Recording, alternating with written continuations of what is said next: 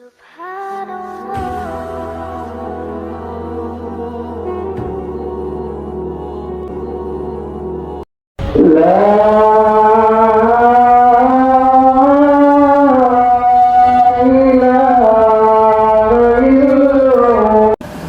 بعد فاعوذ باللہ من الشیطان الرجیم بسم اللہ الرحمن الرحیم لقد کان لکم فی رسول اللہ اسوۃ حسنہ صدق اللہ العظیم۔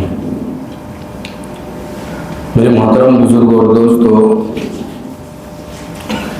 اللہ تبارک و تعالیٰ کا انعام اور اللہ تبارک و تعالیٰ کا فضل اور اللہ تبارک و تعالیٰ کا ایک کرم ہے کہ ہم سب مسلمان ہیں، توحید کے ماننے والے ہیں، لا الہ الا اللہ محمد رسول اللہ صلی اللہ علیہ وسلم کے پڑھنے والے ہیں۔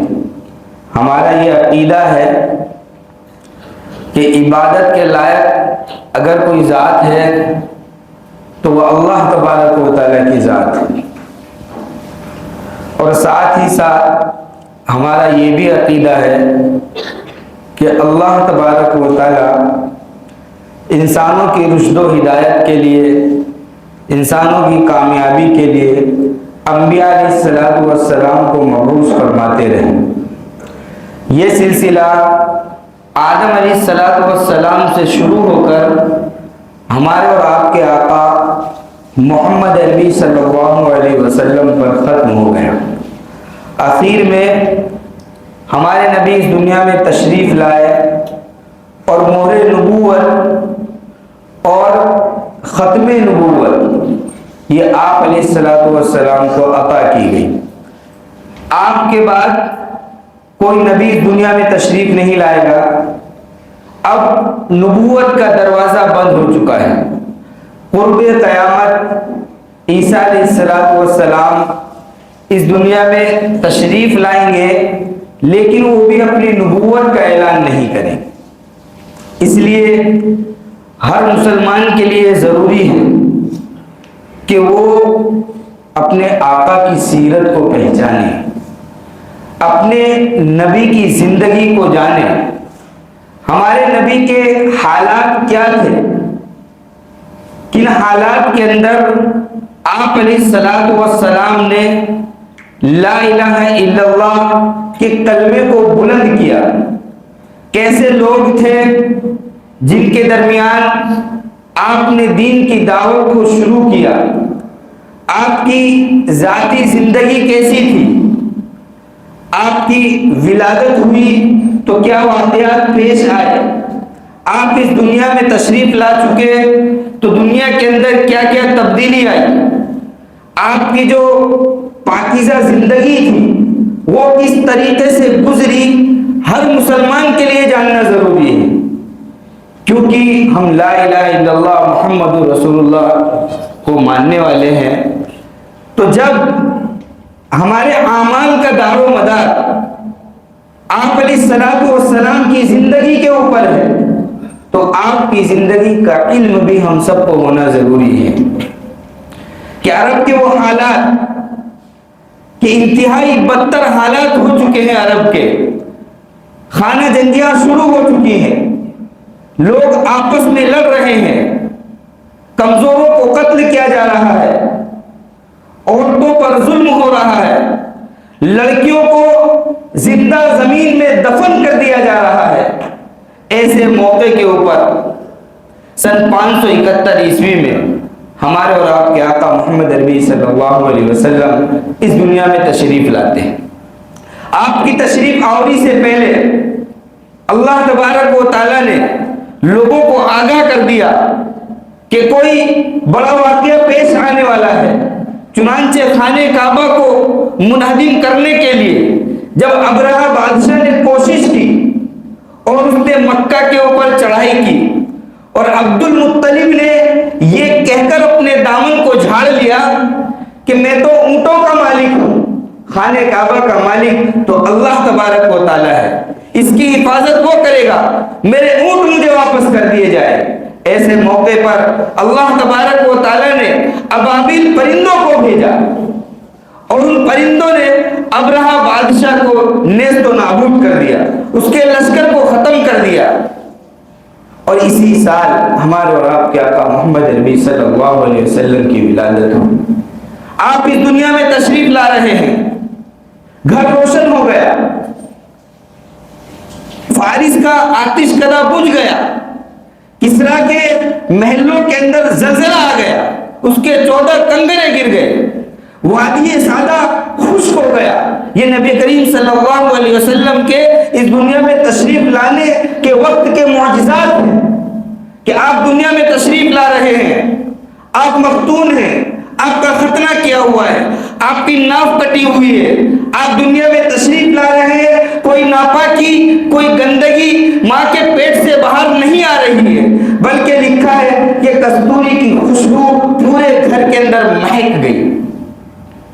اور آپ علیہ السلام دنیا میں تشریف لائے، ایک بادل گھر کے اندر چھا گیا، اس کے اندر سے آواز آ رہی ہے کہ اسے مشرق کی طرف گھما دو، اسے مغرب کی طرف گھما دو، اور شام کے محلات روشن ہو گئے۔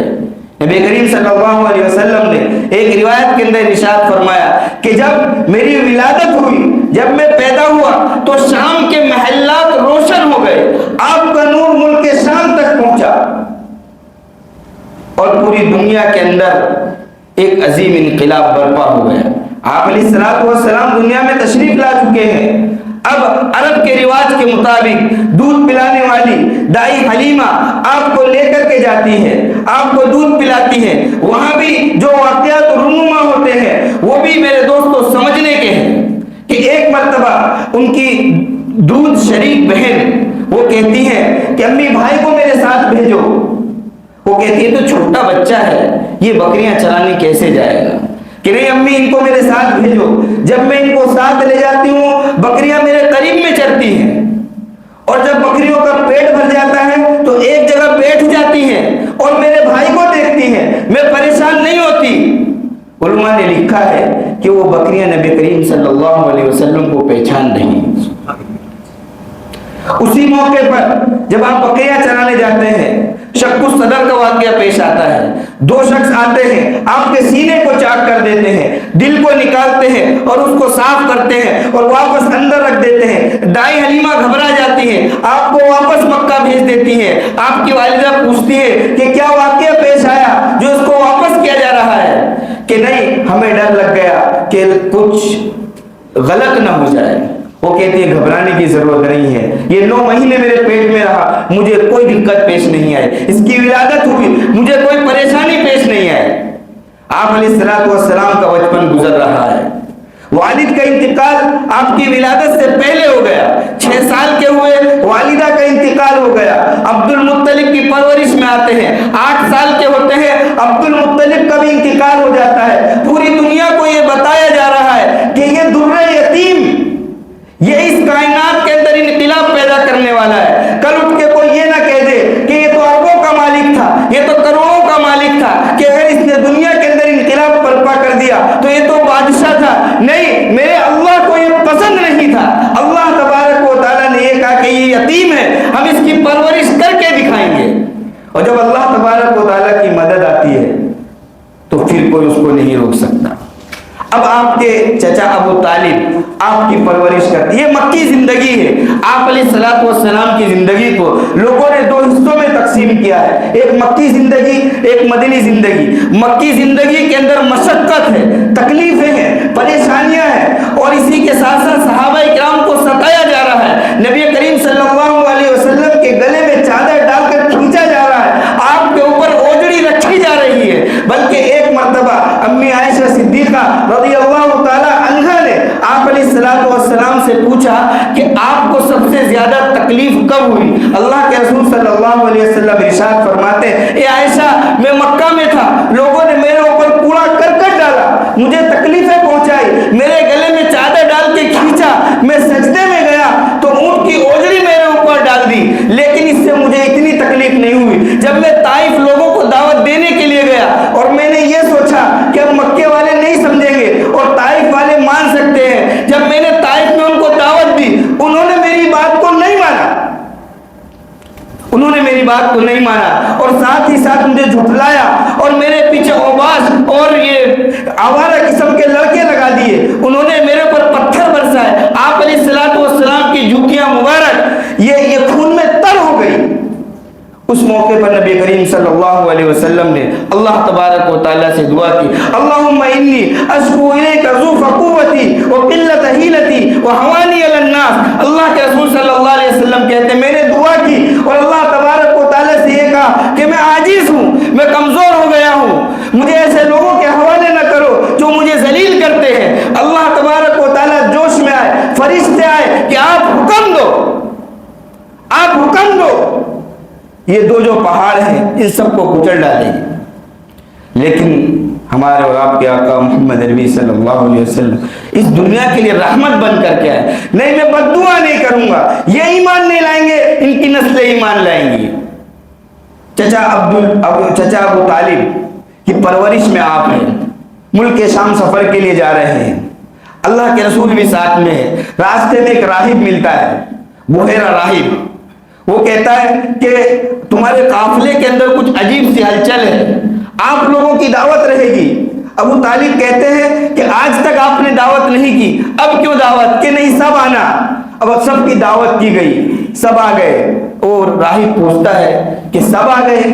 کہنے لگے ہاں سب آ گئے، ایک بچہ رہ گیا، کہ اس بچے کو بلاؤ۔ اب اللہ کے رسول صلی اللہ علیہ وسلم تشریف لاتے ہیں، وہ دیکھ رہا ہے اور تمام کے تمام لوگ سائے کے نیچے بیٹھے ہوئے۔ اللہ کے رسول جب تشریف لاتے ہیں تو سائے میں جگہ نہیں ہے، آپ دھوپ میں بیٹھ جاتے ہیں۔ بحیرہ نے دیکھا کہ درخت کی تو شاخیں آپ علیہ الصلوۃ والسلام پر سایہ کرنے لگتی ہیں۔ وہ کہتا ہے یہ بتاؤ اس بچے کا باپ کون ہے؟ ابو طالب کہتا ہے کہ میں اس بچے کا باپ ہوں۔ راہب کہتا ہے نہیں نہیں تم جھوٹ بولتے ہو، اس بچے کا باپ اس دنیا سے جا چکا ہے، کہ ہاں ہاں یہ میرا بھتیجا ہے، کہ اس کو شام نہ لے جاؤ، وہاں کے یہود اس کو قتل کر دیں گے، یہ نبی ہونے والا ہے۔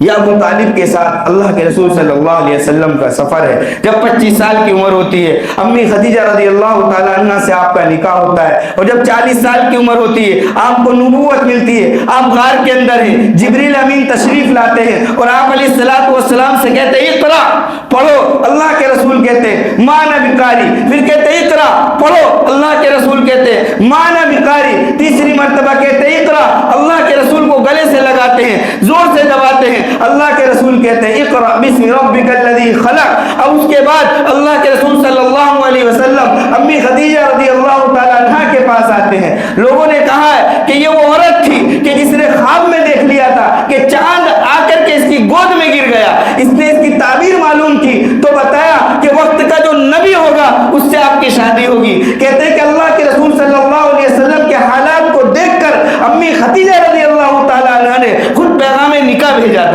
اب اللہ کے رسول آتے ہیں، امی خدیجہ سے کہتے ہیں زملونی زملونی زملونی، میں ہلاک ہو جاؤں گا کہ مجھے ڈر ہے۔ امی خدیجہ آپ کو تسلی دیتی ہے اور کہتی ہے کہ آپ ہلاک نہیں ہو سکتے، آپ ہلاک نہیں ہو سکتے، آپ تو کمزوروں کا بوجھ اٹھاتے ہیں، آپ تو مہمانوں کی ضیافت کرتے ہیں، آپ تو بیواؤں کی مدد کرتے ہیں۔ یہ اللہ کے رسول کے اوصاف کو بیان کر رہی ہیں کہ آپ ہلاک نہیں ہو سکتے۔ اپنے چچا کے پاس لے جاتی ہیں، ورقہ بن نوفل ان کے پاس لے جاتی ہیں، اور وہ پھر اللہ کے رسول صلی اللہ علیہ وسلم کے حالات کو سن کر کہتا ہے کہ یہی ناموس تھا جو موسیٰ پہ آیا، جو عیسیٰ پہ آیا، ان کے اوپر وہی آ رہی ہے، یہ نبی ہوں گے، یاد رکھو اگر میں زندہ رہا تو میں تمہاری مدد کروں گا، تمہاری قوم تم کو مکہ سے نکال دے گی۔ اللہ کے رسول کہتے ہیں میری قوم مجھے مکہ سے نکال دے گی، کہ ہاں ہاں تمہاری قوم تم کو مکہ سے نکال دے گی۔ اور اس کے بعد اللہ تبارک و تعالیٰ کی طرف سے حکم ہوتا ہے وانذر عشیرتک الاقربین، کہ اب اپنے رشتہ داروں کو دین کی دعوت دو۔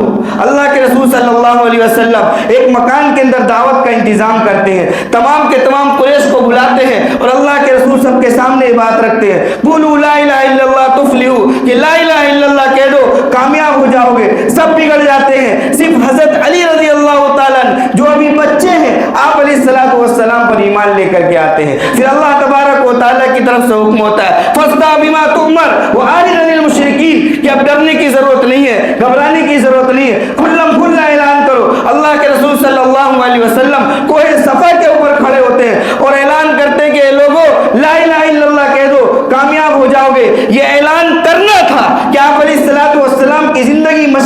से भर गई।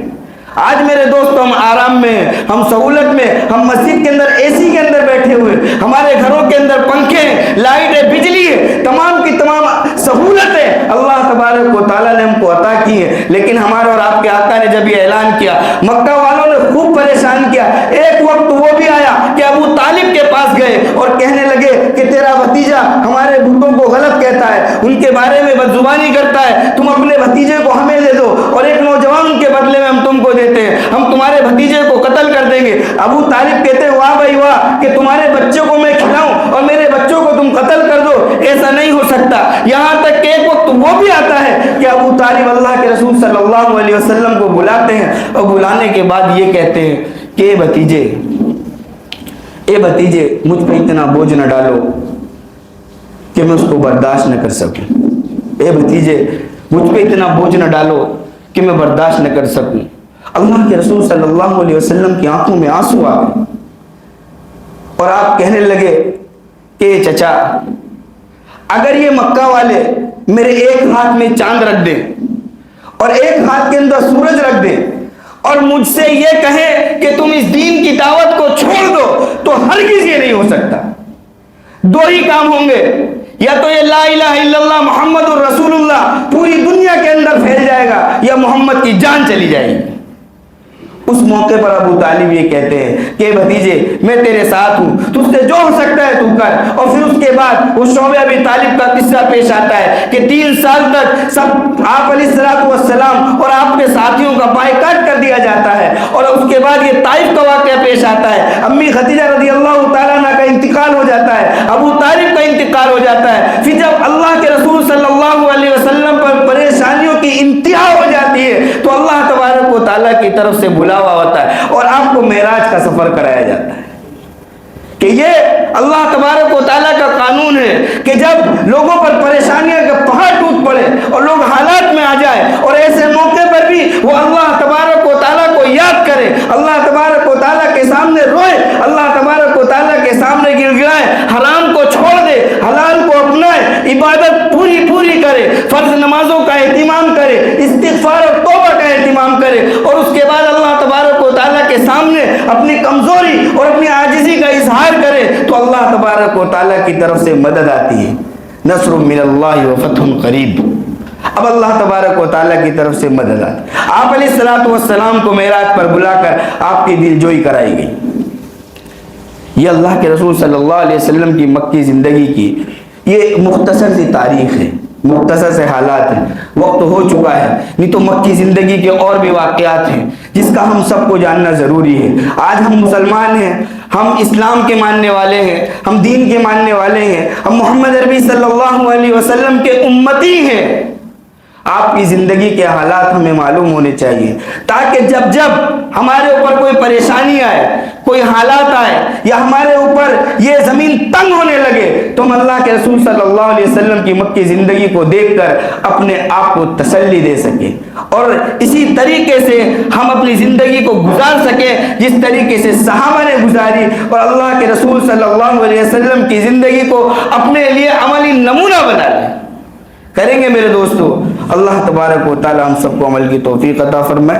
व आखिर दावाना अल्हम्दुलिल्लाहि रब्बिल आलमीन।